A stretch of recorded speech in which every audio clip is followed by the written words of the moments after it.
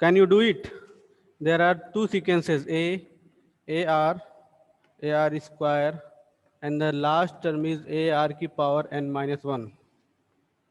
And the second is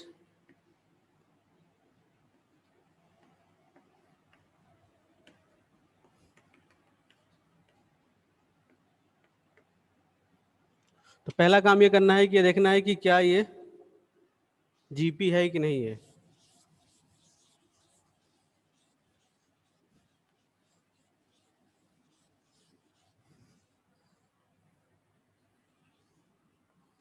तो corresponding terms का multiplication कर दिया इस तरह से।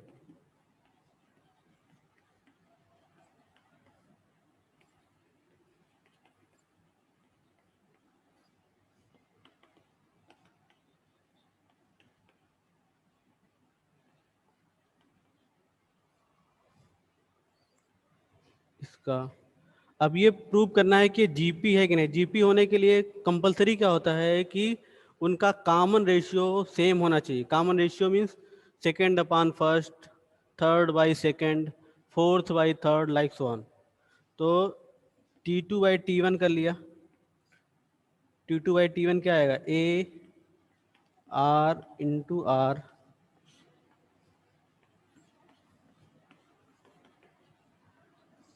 इसी तरह T3 बाई T2 कर लिया।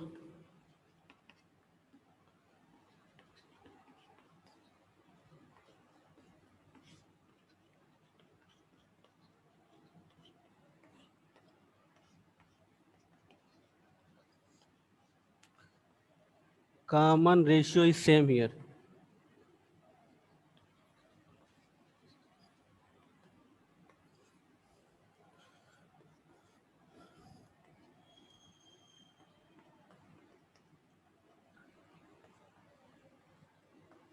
जो कि सेम है। It means this series, this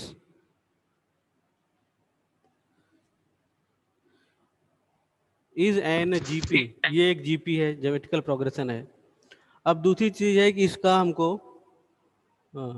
ये प्रूव हो गया ज्योमेट्रिकल प्रोग्रेशन है, और कॉमन रेशियो क्या हो गया? ये हो गया। ये दो चीज बतानी थी इसमें, प्रूव करना था, उसके बाद कॉमन रेशियो बताना था। तो प्रूव भी हो गया कि ज्योमेट्रिकल प्रोग्रेशन है, और साथ में ये भी प्रूव हो गया कि ये यहाँ से कॉमन रेशियो भी निकल गया। ये कॉमन रेशियो किसका? इस सीरीज का है, इस सीक्वेंस का, लास्ट वाली का, आफ्टर मल्टीप्लिकेशन।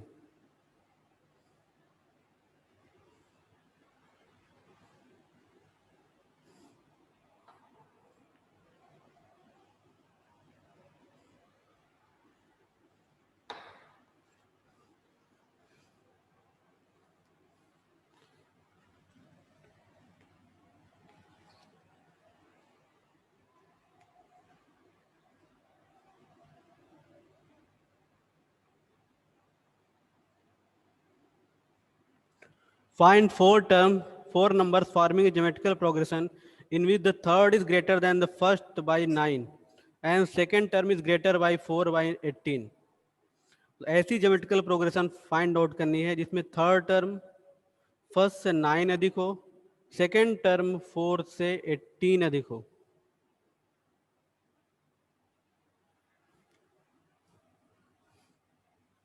तो पहले तो मान लेते हैं let the first term is A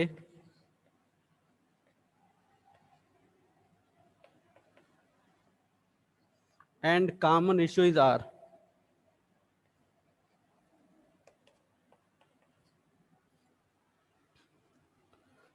question according to question क्या होना चाहिए? Third term first line, the fourth term find the fourth term, first four term find out करने हैं। Third term is greater than the first by 9, T3 equals T1 plus 9। और दूसरी इसमें condition है second term is greater than 4 by 18, second term greater than 4 by 18। मतलब first term में 9 add करेंगे तो थर्ड टर्म के इक्वल होगा, फोर्थ टर्म में 18 ऐड करेंगे तो सेकेंड टर्म के इक्वल होगा। वर्षा की शुरुआत में गिरल। अब देखो T3 क्या होगा? ए आर स्क्वायर किस फार्मूले से, ए आर की power T n equals a are की पावर एन माइनस वन वाले फार्मूले से। ए आर स्क्वायर हो गया ए 9, इक्वेशन नंबर 1 एज्यूम कर लिया। T two A R T की power 4 A are cube plus 18, equation number 2 हो गया।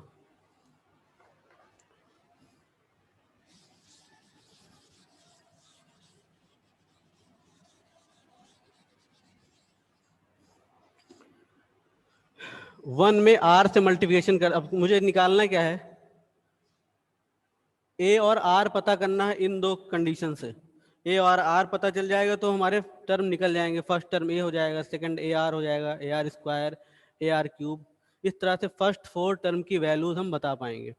तो हमने पहले इक्वेशन में आर से मल्टीप्लिकेशन कर दिया तो क्या आएगा, देखो यहाँ पे आर क्यूब हो गया, ए आर प्लस 9 आर हो जाएगा। सपोज इट इज थर्ड की वैल्यू, थर्ड से ए आर क्यूब की वैल्यू सेकंड में रख दी,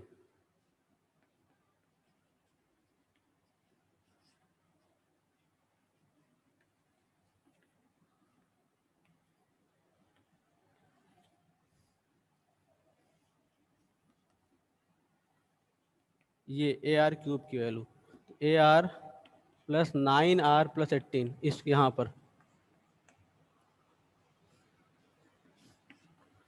are 9 r equals minus 18, r equals -2। So first 4 terms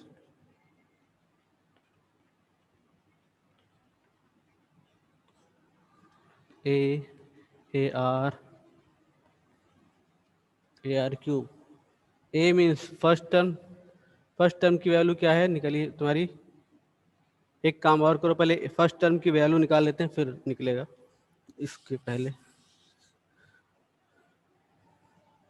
यहाँ पे वैल्यू प्लेस कर दी, from 1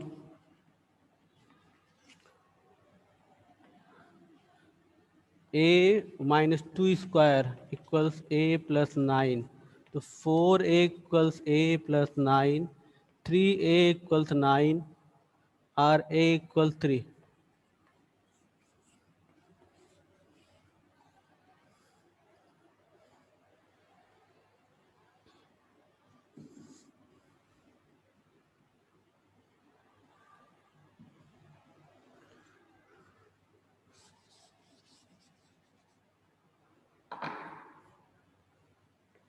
first 4 term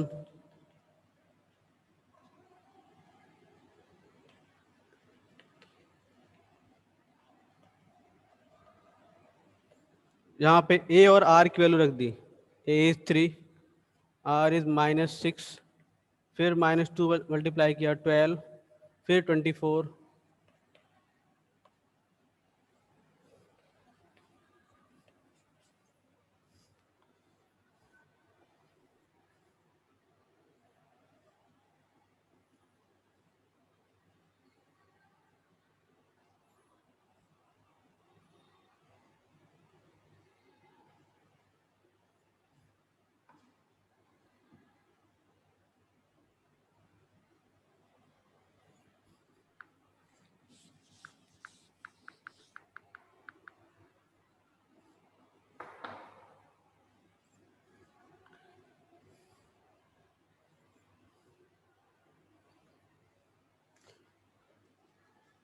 the question which you can do please tell to me. जो question खुद कर सकते हो बता दो, उसको मैं छोड़ दूंगा। Question number 21,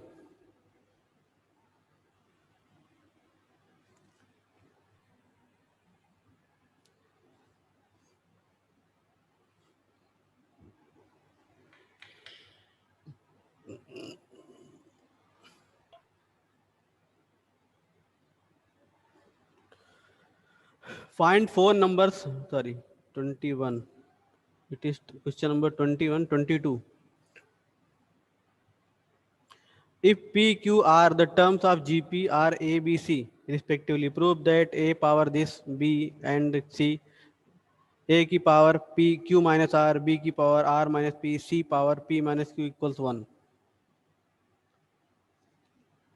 We have given the values of a term P, Q and R and we have to prove this. हमें A, P, Q और R की वैल्यूज A, B, C दी हुई हैं और उस बेस पर इसको प्रूव करना है। इसको कर लेंगे।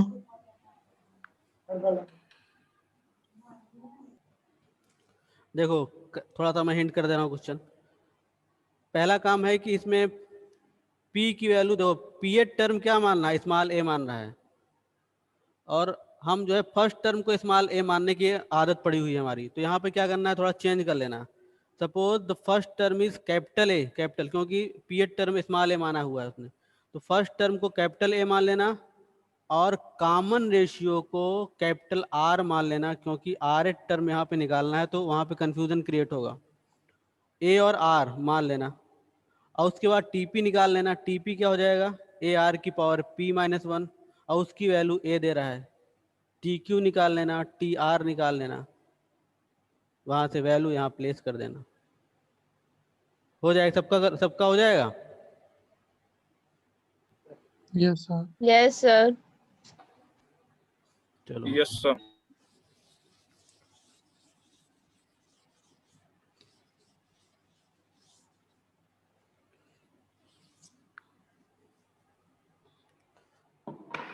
Question number 23। If the first and nth term of GP are A and B respectively, if P is the product of n terms, prove that P square equals A B whole power n। First और nth term की value दे रखा है, that is A and B। If we multiply all these n term, then and multiplication is represented by P, then P square equals AB whole power n, which we have to prove here। मतलब first term पता है, nth term पता है, उस condition पर अगर उनको multiply कर दें और उस मल्टीप्लिकेशन को P से रिप्रेजेंट किया जाए तो उसका square AB whole power n के इक्वल होगा, which we have to prove here, जिसे हमें प्रूव करना है यहाँ पे। तो फर्स्ट टर्म तो दिया है, कोई दिक्कत नहीं है। हम यहाँ पे कॉमन रेशियो मान लेते हैं। Let small r be the common ratio.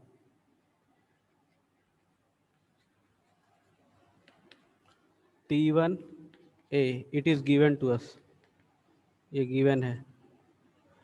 Tn क्या हो, ये B दिया है, ये भी गिवन है। अब Tn लिखते क्या है हम, AR की पावर n-1 और ये वैल्यू हमारी B के इक्वल है।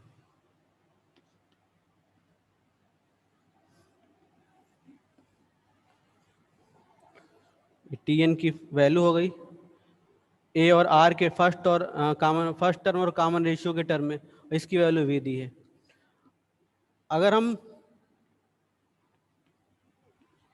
P को प्रोडक्ट बोल रहे हैं कितने, हर टर्म A फर्स्ट से लेकर प्रोडक्ट किसकी है, T1 T2 up to Tn term के मल्टीप्लिकेशन की को हम P से रिप्रेजेंट कर रहे हैं। T1 T2 हर मल्टीप्लाई किए गए हैं, तो what is the T1 year, A, T2 AR square और लास्ट Tn क्या हो जाएगा, AR की पावर n-1। इन सभी के मल्टीप्लिकेशन को P से लिखा गया है। अब देखो A कितनी बार मल्टीप्लाई हो रहा है, ये मल्टीप्लिकेशन हो रहा है, जितनी बार R आ रहा है, R को यहाँ से काउंट करो 1 2 n-1, उतनी बार तो A लिख ही रहे हैं। एक A एडिशनल है जिसमें R नहीं है, A को एक अधिक बार यूज कर रहे हैं, तो R को मैंने n-1 टाइम्स यूज किया है तो A n टाइम्स यूज होगा। तो इस तरह से मैंने A का मल्टीप्लिकेशन कितनी बार हो गया, n टाइम्स। और ये याद रखना मल्टीप्लिकेशन है, एडिशन नहीं है। और R वाले टर्म कैसे एक साथ कर लिए, R की power 1 R square R cube, ये सब मल्टीप्लाई है टर्म आपस में, और R की पावर n-1, ये इसी के साथ ये टर्म A वाले टर्म एक साथ कर लिए, R वाले टर्म एक साथ कर लिए, तो A n टाइम्स मल्टीप्लाई होंगे तो क्या हो जाएगा, A की पावर n। जैसे 2 3 टाइम्स मल्टीप्लाई करते हो तो क्या होता है, 2 की क्यूब बन जाता है, वैसे ए एन टाइम्स मल्टीप्लाई करेंगे तो क्या हो जाएगा, ए की पावर एन। यहाँ पर देखो बेस इक्वल है, पावर वेरी कर रही है, तो हमको पता है कि बेस इक्वल होते हैं तो पावर क्या करते हैं, ऐड कर देते हैं। तो यहाँ पर भी क्या हो गया, आर की power 1 2 3 up to n minus 1, 1 2 3 up to n natural number का सम एन एन प्लस 1/2 होता है। लास्ट नंबर ये, इससे एक बड़ा नंबर ये अपान में 2। उसी तरह से अगर 1 2 3 up to n minus 1 term का मल्टी एडिशन हो तो क्या करेंगे, लास्ट टर्म n माइनस 1, इससे एक बड़ा टर्म n अपान 2, यहाँ पे वैल्यू प्लेस कर दें। तो therefore the p is a की पावर n, यहाँ पर क्या आ जाएगा, n r की power n minus 1 into n upon 2।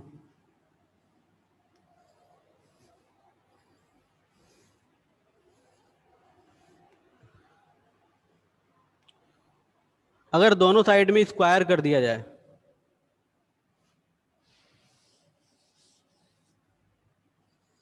P square, यहाँ क्या आएगा, ए की पावर एन आर की power n minus 1 into n by 2 और इसका होल, पूरे का होल स्क्वायर। देखो ये पावर यहाँ पर भी आएगी, यहाँ पर भी आएगी, तो ए की पावर 2n बन गया, और यहाँ पर आया जब r की power 2 into n minus 1 into n by 2 हो गया।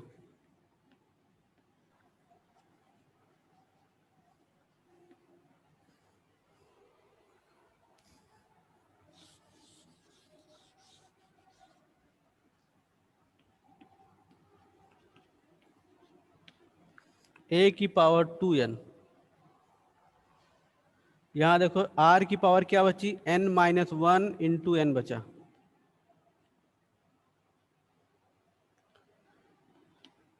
इस टर्म को a की पावर 2n को लिख सकते हैं a की पावर n इंटू ए की पावर n। हम जानते हैं बेस इक्वल हो तो पावर फिर से ऐड हो जाएंगी, 2n बन जाएगा।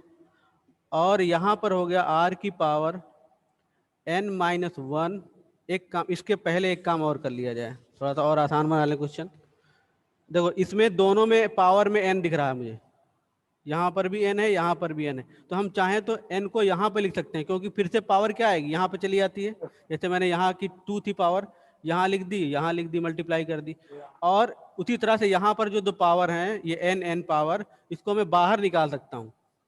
तो ऐसा लिख सकते हैं ए स्क्वायर r की पावर n माइनस 1, और इस n को बाहर निकाल लिया, क्योंकि अभी कुछ काम पड़ने वाला है इसका। देखो ए स्क्वायर को लिख सकते हैं a इंटू ए, और r की power n minus 1 here n, ये वैल्यू b की है। What is the b here, b हमारा nth टर्म था और इसकी वैल्यू थी a r की पावर n माइनस 1। तो इस पार्ट की जहां हम b लिख सकते हैं इसकी यहाँ, तो a into b whole power n minus 1, it is our right hand side. ये हमारी राइट हैंड साइड हो गई।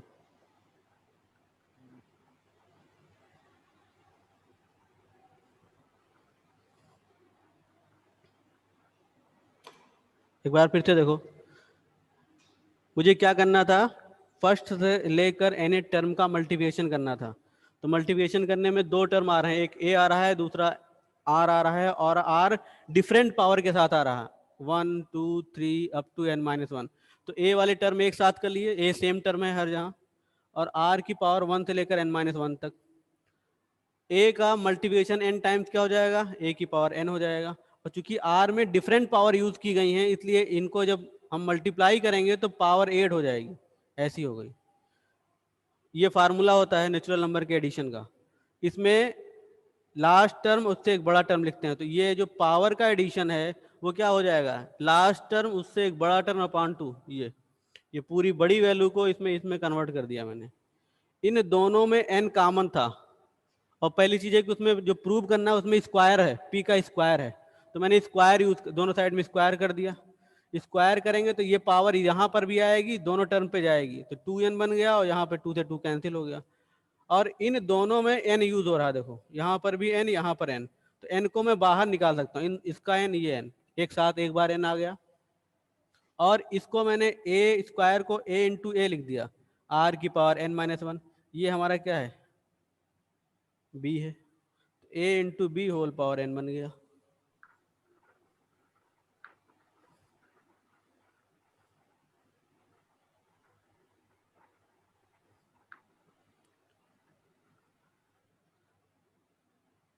या यहाँ से भी सॉल्व कर सकते, n रख कर भी सॉल्व कर सकते थे।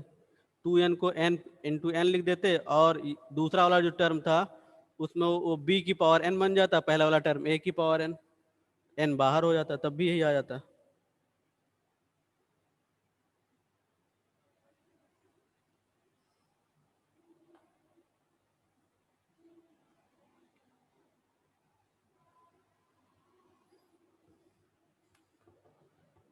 Question number 24।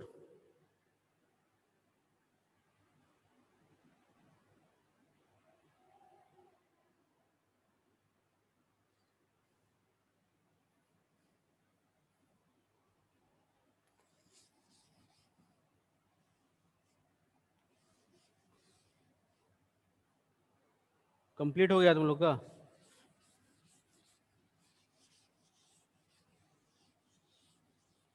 Yes, sir.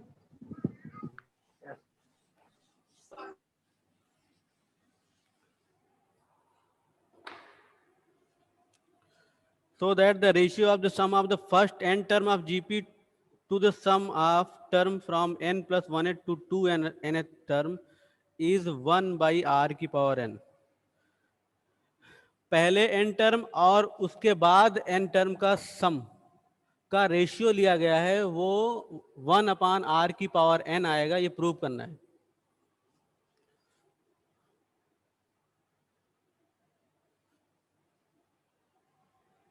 तो एक बार क्वेश्चन समझ लो, जैसे मान लेते हैं T1 से Tn तक, इस रेशियो को मैं S1 बोल दूं।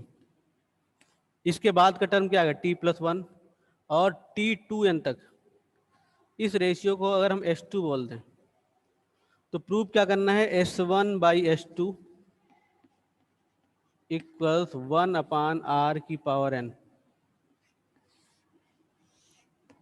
ये प्रूव करना है। ये सीरीज सेम सीरीज है, एक ही सीरीज है, उसके n टर्म लिए गए हैं, फिर अगले n टर्म लिए गए हैं। तो हम मान लेते हैं कि इसके first term, late the first term is a और कॉमन रेशियो r है।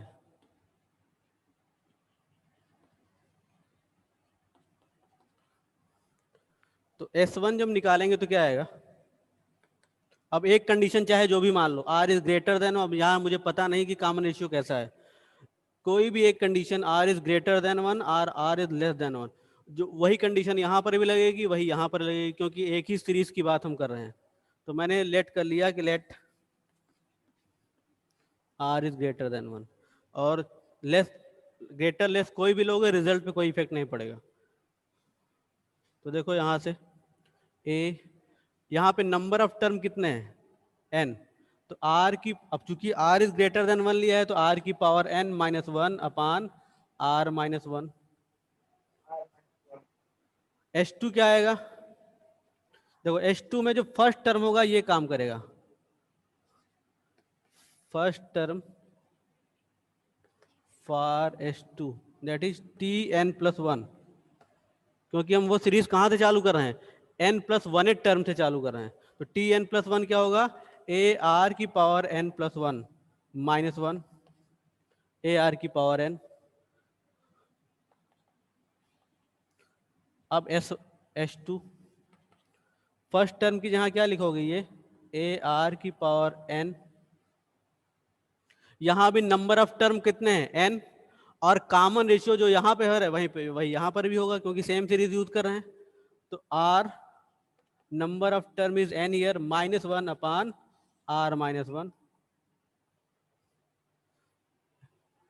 S1/S2।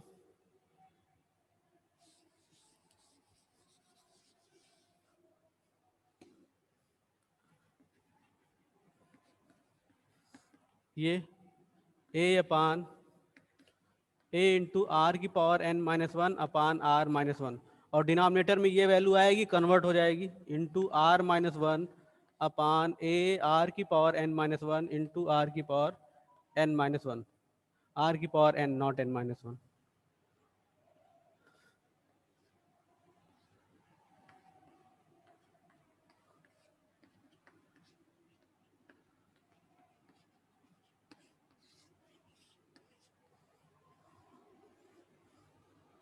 प्रूव हो गया ये।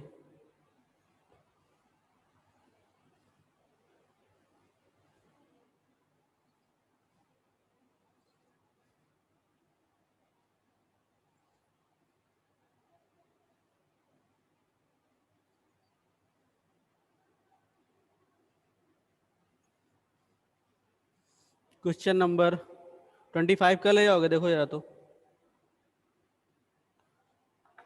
If A, B, C and D are in GP, then show that this A square, B square, C square in one bracket, B square, C square, B square plus C square plus D square another bracket equals AB plus BC plus CD whole square.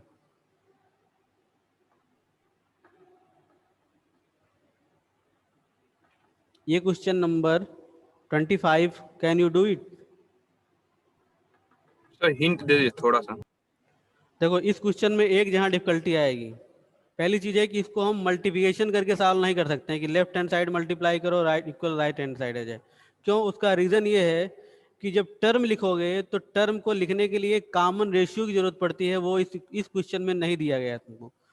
तो A B C D जो चार term है, मान लेते हैं first term हमारा ए है, तो और इसमें जो सीरीज दिया है कॉमन रेशियो अगर आर मान लो, तो बी हमारा सेकेंड टर्म बनेगा, तो सेकेंड टर्म को लिखेंगे a r, value of b equals a r, value of c equals a are square, value of d equals a are cube. Left और right hand side में value रखकर solve करोगे तो same value दिखाई देगा।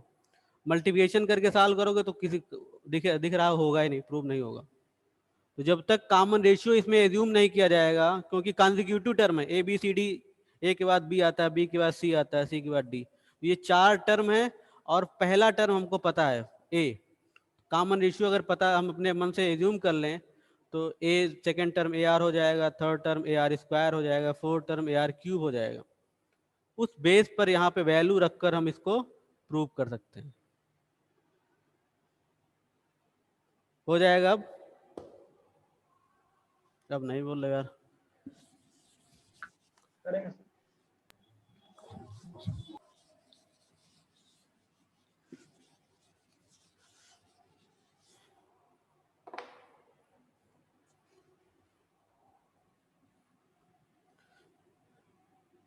A B C D, ये क्या है दिख रहा है कि ए बी सी डी, ये क्या है? ये कॉन्जिक्यूटिव टर्म है, एक के बाद दूसरा टर्म है।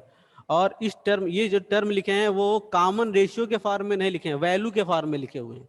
तो जब भी हम प्रूव करेंगे तो हमको कॉमन रेशियो की जरूरत पड़ेगी, हम डायरेक्ट रखकर इसे सॉल्व नहीं कर सकते हैं, ये जो प्रूव करने वाला पार्ट है। तो उस कंडीशन के लिए मैंने मान लिया कि let R be the common ratio.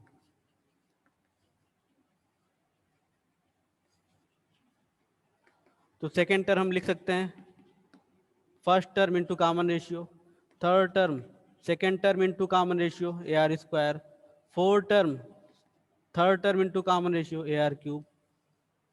अब इसकी लेफ्ट और राइट साइड अलग अलग ले लो, L H S A square plus B square plus C square and B square plus C square plus D square.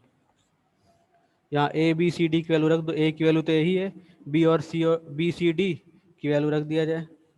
A square B is A square R square, C is A square are की power 4, here A square R square B की value, C की value और उसका square A square are की power 4, A square are की power 6। इस वाले पहले वाले एक्सप्रेशन से ए स्क्वायर कॉमन कर सकते हो, दूसरे वाले से ए स्क्वायर और आर स्क्वायर कॉमन कर सकते हो।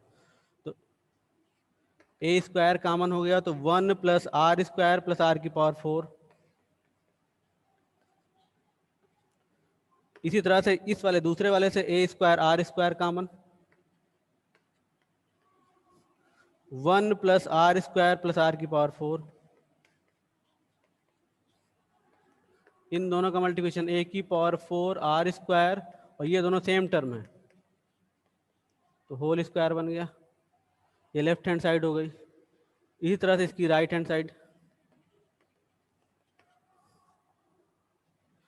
ए b plus b c plus c d का होल स्क्वायर, ए बी की वैल्यू रख दो a r into a are square, a are square into a are cube, और इसका whole square, A square are की क्यूब, ए स्क्वायर आर की power 5 whole square. इस term में a square are हम बाहर निकाल सकते हैं, पहले इसी में कॉमन कर लें। ए स्क्वायर आर कॉमन कर लिया, यहाँ क्या बच जाएगा 1, यहाँ आर स्क्वायर और यहाँ आर की पावर 4 और इसकी होल स्क्वायर। देखो ये होल स्क्वायर यहाँ पर भी आएगी, इस वाले फैक्टर पे भी आएगी, इस पे भी आएगी।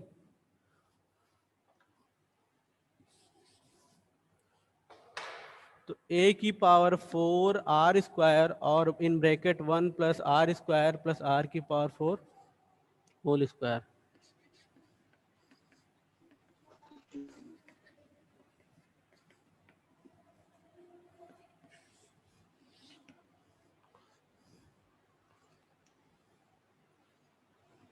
ये क्वेश्चन आता है तो सबसे दिक्कत यही होती है कि हम मल्टीप्लिकेशन करके सॉल्व करना, प्रूव करना चालू कर देते हैं।